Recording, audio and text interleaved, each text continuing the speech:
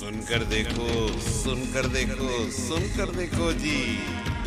ममता राहुल मोदी बोले, लिखे जितेंद्र जी।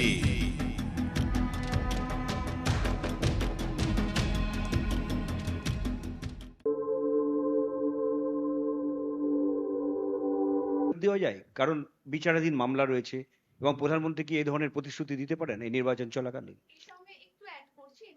একটু পরিচয় দিয়ে দেবেন প্লিজ, নিজের পরিচয়। এনকেটিভি বাংলা থেকে রক্তিমা। এই বিষয়টার সঙ্গে একটু অ্যাড করছি, এই যে প্রধানমন্ত্রীর প্রতিশ্রুতি, এটা কি নির্বাচনী বিধিভঙ্গ নয়? প্রথম প্রশ্ন হচ্ছে যে, আমি দ্বিতীয় প্রশ্নটার উত্তর আগে প্রথমে দিয়ে দিচ্ছি, যে নির্বাচন ঘোষিত হয়ে যাওয়ার সঙ্গে সঙ্গে মডেল কোড অফ কন্ডাক্ট চালু হয়ে গেছে এবং নির্বাচন কমিশন কলকাতায় এসে হুঁশিয়ারি দিয়েছেন, যদি কোনো রাজনৈতিক দল বা কোনো প্রার্থী বা প্রার্থীর হয়ে কেউ যদি মডেল কোড অফ কন্ডাক্ট ভাঙেন, তাহলে সেক্ষেত্রে সেই রাজনৈতিক দলের সিম্বল ফ্রিজ করে দেওয়া যেতে পারে, এমনকি সেই রাজনৈতিক দলের স্বীকৃতিও কেড়ে নেওয়া যেতে পারে। আমি একজন নাগরিক হিসেবে মনে করি যে নির্বাচন কমিশনের প্রভূত ক্ষমতা রয়েছে সংবিধানে নির্বাচন পরিচালনার ক্ষেত্রে। এই ধরনের কোনো আশ্বাস অবাস্তব শুধু নয়, এটা বেআইনি, সংবিধান বিরোধী এবং নির্বাচন কমিশনের যে নির্দেশ সেটাকে অমান্য করার শামিল। এক নম্বর। দ্বিতীয় যে প্রশ্নটি আপনাদের, টাকার বিষয়টি, প্রথম কথা, টাকাটা কে বাজেয়াপ্ত করেছে? ইডি বাজেয়াপ্ত করছে, এনফোর্সমেন্ট ডিরেক্টরেট। কোন আইনের বলে? Prevention of money laundering act, সংক্ষেপে পিএমএলএ। এই আইন বলে এরা ক্ষমতাপ্রাপ্ত। যাদের যাদের কাছ থেকে পাওয়া গেছে তাদের বিরুদ্ধে মামলা রুজু হয়েছে এবং সেই মামলাগুলো নির্দিষ্ট আদালতে এখনো বিচারাধীন রয়েছে।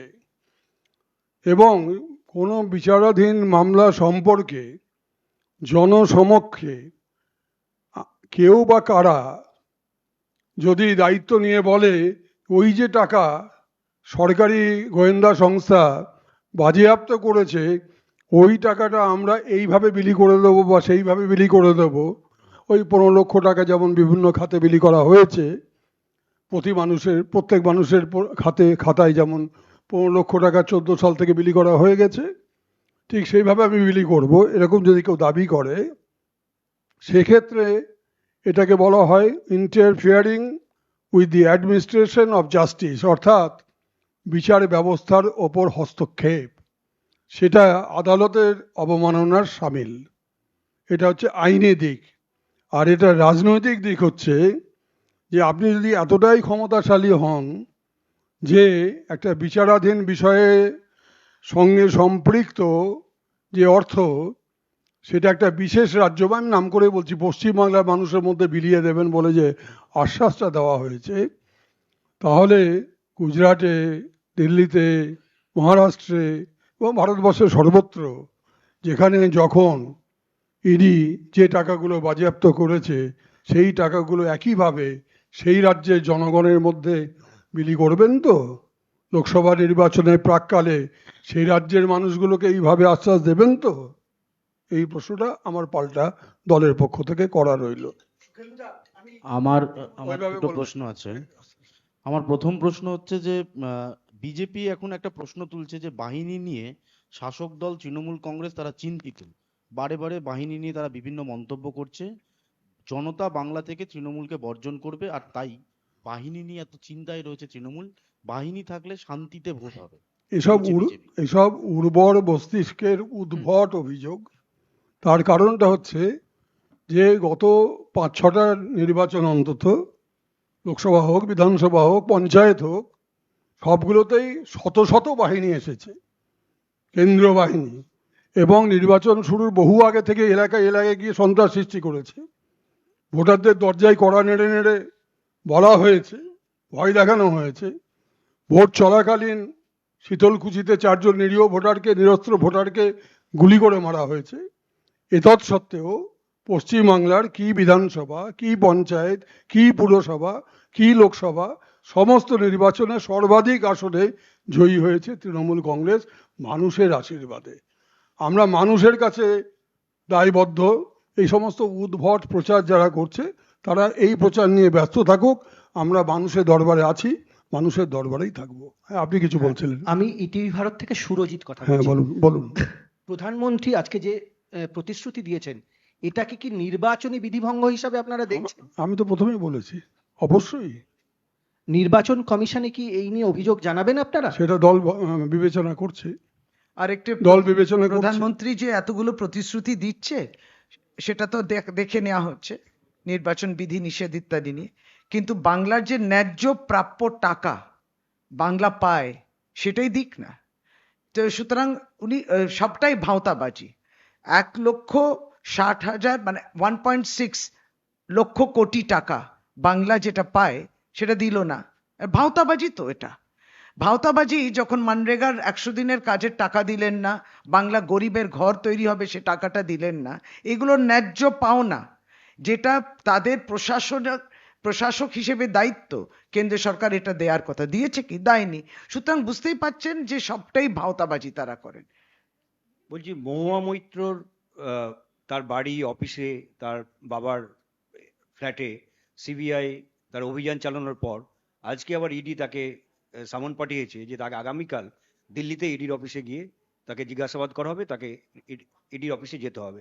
এই নির্বাচন চলাকালীন এই যে সুকেন্দুদা এটা নিয়ে উত্তর দেবে, কিন্তু আমরা বারংবার প্রেস কনফারেন্সে এটা বলেছি, প্রায় 6,000-এরও বেশি কেস সিবিআই, ইডি ইত্যাদি সমস্ত কেস করেছে। তো 96% বিজেপির বিরুদ্ধে যে রাজনৈতিক পার্টিগুলো রয়েছে তাদের বিরুদ্ধে, 96%-এরও বেশি। আর যদি ইডির ক্ষেত্রে এই কেস কনভিকশন রেট যদি দেখেন 0.02%, সত্যি প্রমাণিত এই যে বিভিন্ন অভিযোগ, এইটা প্রাথমিক। এই প্রেক্ষাপট নিয়ে নিশ্চয়ই দাদা যদি আরো সাপ্লিমেন্ট করবেন। এটা জলের মতো পরিষ্কার, দিবালোকের মতো পরিষ্কার যে মহুয়াকে হয়রানি করা হচ্ছে নির্বাচনের সময়, যাতে সে নির্বাচনী কাজে, প্রচারের কাজে মানুষের কাছে পৌঁছতে না পারে, তার জন্য বাধা সৃষ্টি করা হচ্ছে।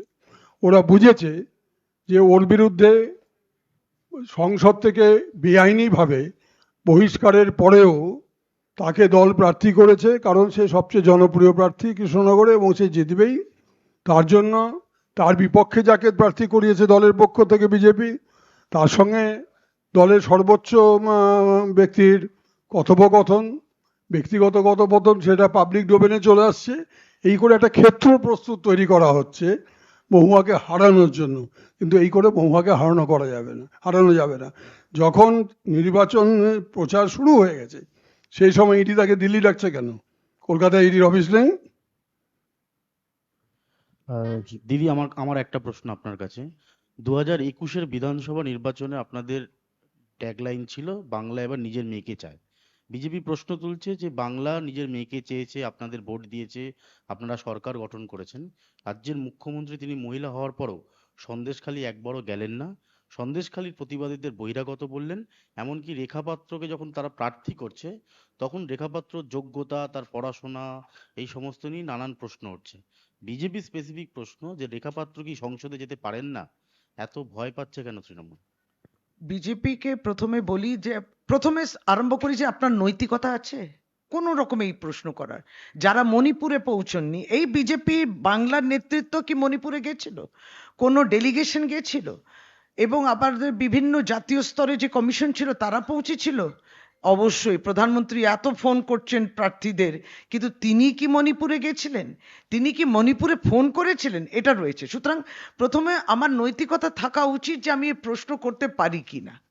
দ্বিতীয়ত, তৃণমূল কংগ্রেস সার্বিকভাবে 2021-এ অনেক সিটে জিতেছে, কিছু সিট অল্প বিস্তর জেতেনি, কিন্তু মমতা বন্দ্যোপাধ্যায়ের নেতৃত্বে উন্নয়ন সর্বস্তরে সব জায়গায় যেখানে জিতেছেন এবং যেখানে জেতেননি পৌঁছেছে।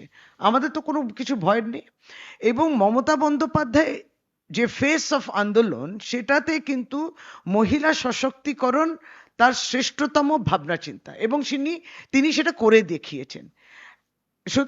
সুতরাং রেখা পাত্র প্রার্থী হোক, মহিলা যে কোনো সারা ভারতবর্ষে প্রার্থী হোক, এইটা কিন্তু দিদিরও চিন্তনে রয়েছে এবং তার বাস্তব করে দেখিয়েছেন প্রার্থী আমাদের 40-42% বেশি আমাদের লোকসভা রাজ্যসভা সাংসদরা রয়েছেন।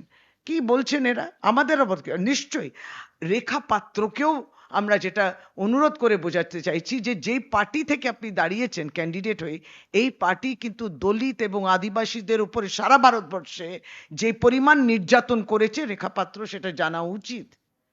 রেখা পাত্র এটাও জানবেন যে মহিলার দের উপরে সবচেয়ে বেশি ক্রাইমস মানে অপরাধ হচ্ছে ভারতীয় জনতা পার্টি শাসিত রাজ্যগুলোতে।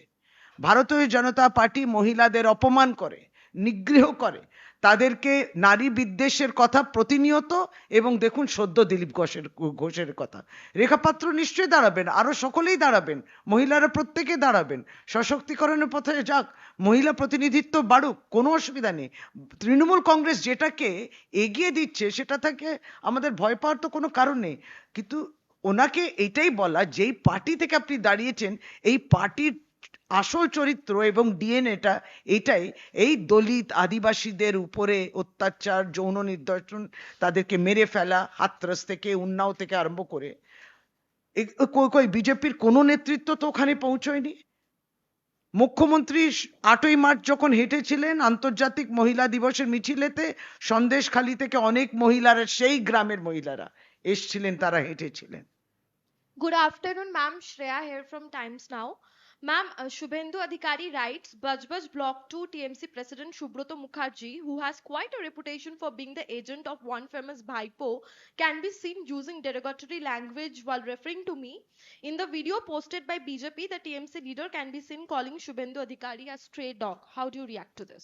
দিদি এটা একটু বাংলাতেও, যে উনি বলছেন যে বজবজে যে ব্লক প্রেসিডেন্ট রয়েছেন সেই ব্লক প্রেসিডেন্ট একটা ভিডিও পোস্ট করেছেন, করে বলছেন যে